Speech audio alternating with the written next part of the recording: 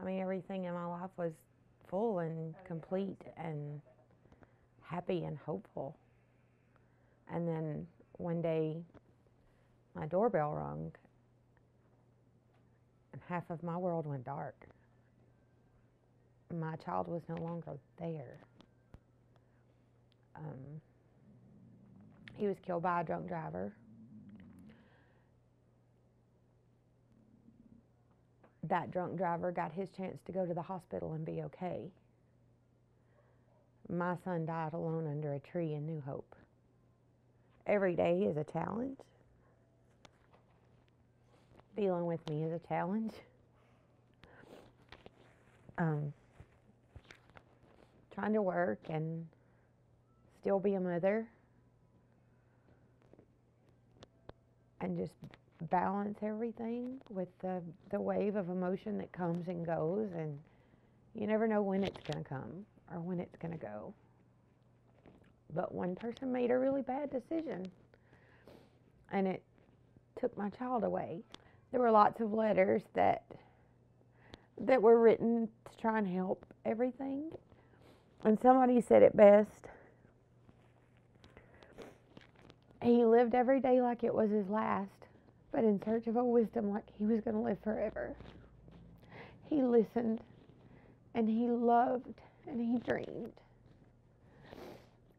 And the most important thing to him in life was the truth. I mean, he would give the shirt off of his back and ask somebody if they needed something else. It didn't matter if we were in a restaurant. I mean, me and him and his sister, we all worked together for a while. He would hug his mama. He loved his family. He took pride in everything that he did. It didn't just wreck a car. It didn't just tear up a driveway. It took my son's life. We can't go to concerts because of music. I can't go in the video game store. I can't. There's just normal, everyday things that I used to do in my life that I just can't anymore. It's just too hard. I just beg anybody that decides to go and drink, don't do that. You don't just affect yourself. You hurt mothers and fathers and grandparents and sisters and brothers and cousins, and there are people that deserve to know him that never will. His godchild was born a month after he was killed. His nephew will be born in April. He deserves to know him. I just don't want anybody else to do that to anybody. And if it happens, you don't have to do it by yourself. I couldn't have done it without Kim. I didn't know that I could get help until she reached out to me from Homicide Survivors, and she's gotten me so far.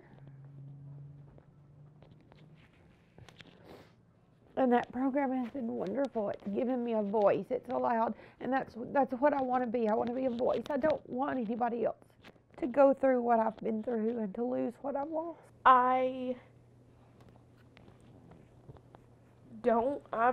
closed myself off because I let myself in with him, and he knew everything. Like, regardless of if it was something you were supposed to tell your brother or not, he knew. He figured it out somehow. But I lost my first best friend, and somebody that should have been by my side for the rest of my life. And my son lost his uncle. I did. And I mean, it's not just, I go see my dad, and my dad is just, he's not the same. He won't speak about my brother. because he can't handle it.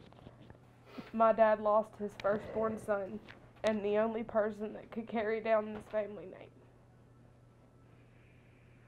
So our chain has been broken. And you can't repair something like that.